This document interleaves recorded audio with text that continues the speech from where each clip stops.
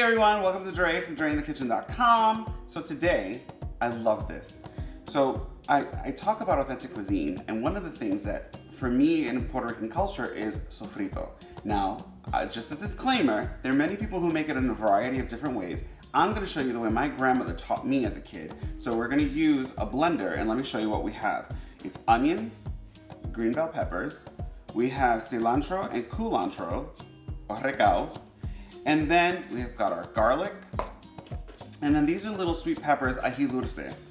But just be warned, sometimes they cross these with habaneros because they look alike. So sometimes taste them first in case they're spicy. In the case right now, I bought these and they're spicy, so we're not gonna use them. So when you buy them, make sure you taste them that they're sweet. So how do we start? So there is a sequence so that it all works together. My grandmother always started with the onions because they liquefy. That's the liquid that you'll use as we start adding everything else in. So I went ahead and chopped 5 medium-sized yellow onions. Nothing too big, nothing too crazy. I'm gonna make life a little easier. Let me take this off. And we're gonna start adding these in. I cut them into just quick little cubes. So some folks ask, do you use oil? Do you use water? I'm like, no, just start with the onions, because that's what's gonna give you all the liquid you need to create this delicious sofrito. Now sofrito, if you didn't know, is used in a variety of cultures. If you consult the Google, you'll notice that different names, Brazilian, Portuguese, Italians, they call it sofrito. You've got Mediterranean, so it's a whole bunch of different things. So we're gonna start with this. Let's get it going. You can use whatever. Some folks use food processors. There's no right or wrong way. Again, I'm just doing the way my grandma taught me because my abuela, I have to respect her ways. So here we go, start on medium and just let her rip.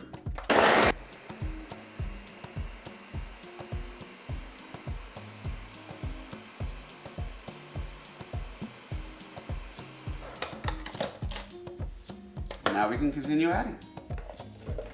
It may look like a lot, but once it liquefies, there will be nothing left. Put in your green bell peppers. I'm gonna add them all in. This Ninja is fantastic. It literally liquefies everything. Lid back on.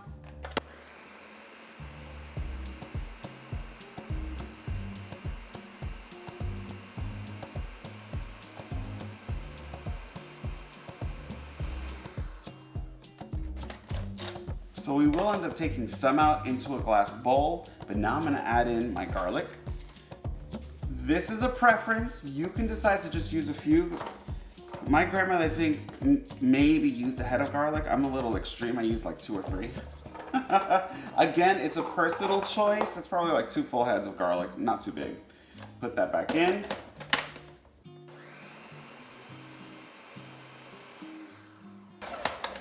And now we'll add in some cilantro. Now most cilantro will come dirty. I've pre-rinsed these, so you want to make sure that you get rid of the dirt so you don't have dirt in your sofrito. So you'll see I'm packing it in. I'm gonna stop here, we'll liquefy this, we'll take some out, and then we'll continue.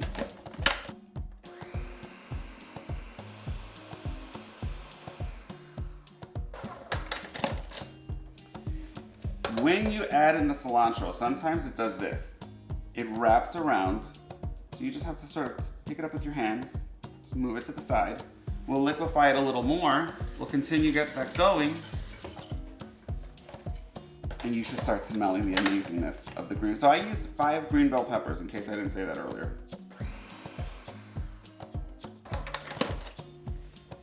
So now we're gonna remove a little bit. Obviously it's not all gonna fit, but it's been liquefied to the extreme. So in a clean bowl, let's just take a little out. And now we're gonna add in the recao, or culantro. I believe the nickname for it, they call it sawtooth, and I'll show you why.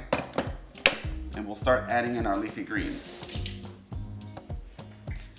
So cilantro, most of you know. So culantro, or recao, it's kind of like a sawtooth.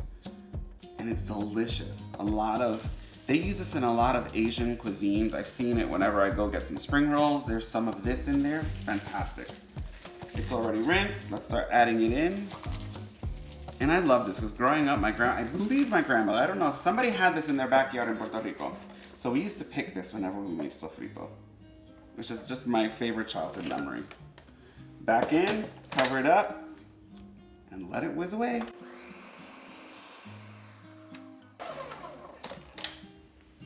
Add some more. Oh, it smells so good. All right. Welcome to the ninja. It just does it all. Pack that in.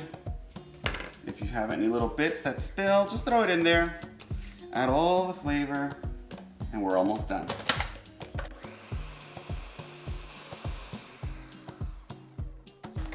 Sometimes it needs a little helping hand. Never put your hands in there. The blades you'll get cut. So just use your trusty little spatula and just help it along by pushing it in. I'll just keep that right here because we're going to use that in a minute.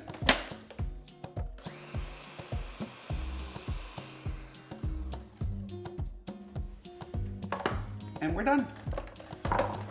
Remove this out. Let's bring this over. I'll show you. Move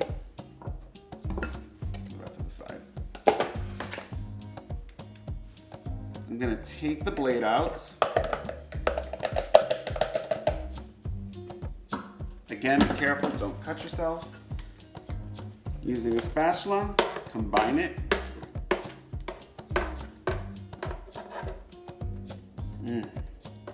I could take a bath in this. This is like memories of my childhood. Voila. Put that in the sink. You can combine it real quick. And there you have it. Some folks use red bell peppers just for the color.